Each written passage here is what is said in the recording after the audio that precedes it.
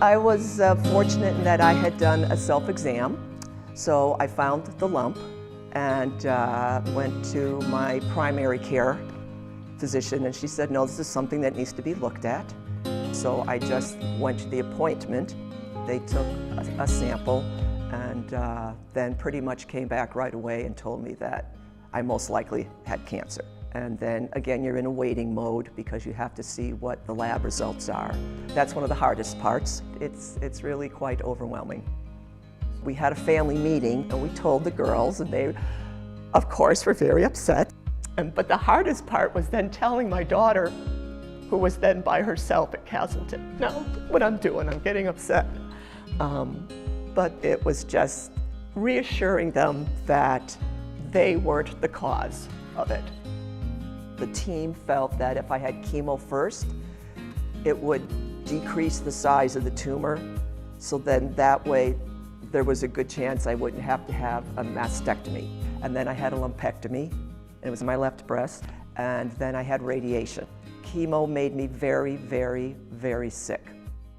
Well, I did the Steps to Wellness at the rehab center, at the cardiac rehab center out at Tilly Drive. Some Dragon Heart folks came out. Kathy Buck was one of them, and they did a little spiel for the folks that were there that day. And I actually joined up. I was diagnosed in 2011 in March, and then May of 2013 is when I joined up. But what means the most to me is being on Lake Champlain with the breast cancer survivors.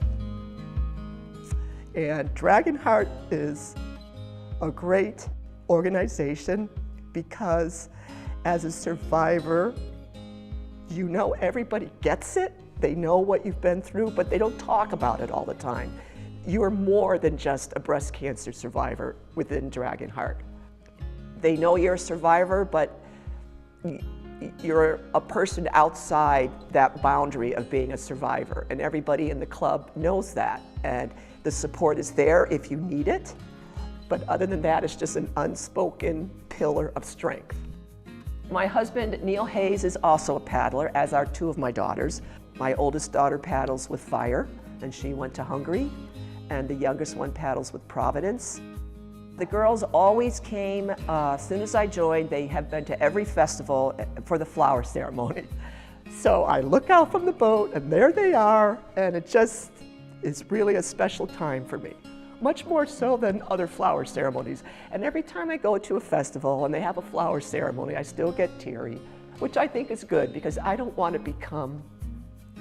ever want to become used to it. I don't ever want it to not mean something. I just always want to be very appreciative of all the help I've had, of the support I get from not only family and friends, but from Dragon Heart Vermont, and what promise there is for the future.